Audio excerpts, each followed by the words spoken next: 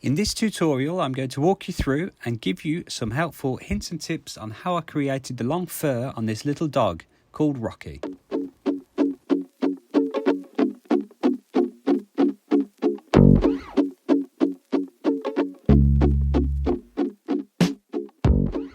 Hello and welcome to DJH Art.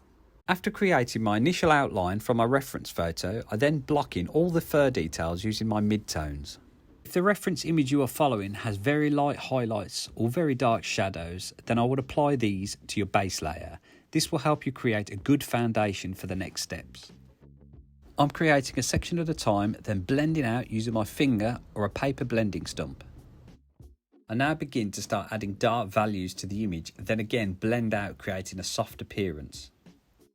Blending is not only useful for spreading your pastels to fill in the areas needed, but it also pushes your pastels into the grit of the paper. This enables you to get more layers onto your image. One important tip is to follow the fur direction. If you've noticed, I'm always drawing the direction that the fur flows. This will give you a much better end result if you do this from the start, even on your base layer.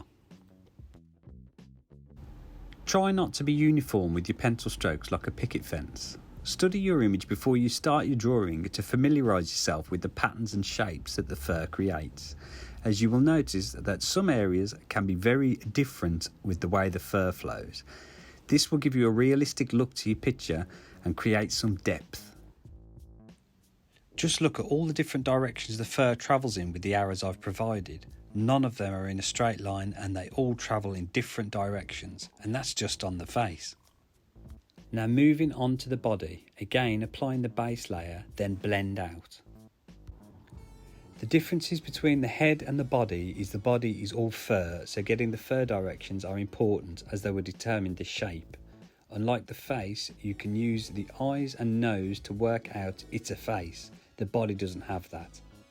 So again, the same as the face, map your midtones, darks and lights as before, blend in, then pick out the highlights to add in your details. Remembering always to follow your fur directions. Now I'm going back and forward, adding to my darker areas and highlights until I'm satisfied with the end results. Then my final step is adding all the flyaway hairs on his body and face. If you feel like you're not getting the results you're after, just take a break and come back to it later. Just try and have fun creating your own drawing, and remember, practice makes perfect. If you'd like to see some more tutorials like this one, then hit that subscribe button. Thanks for your time and I hope to see you again soon.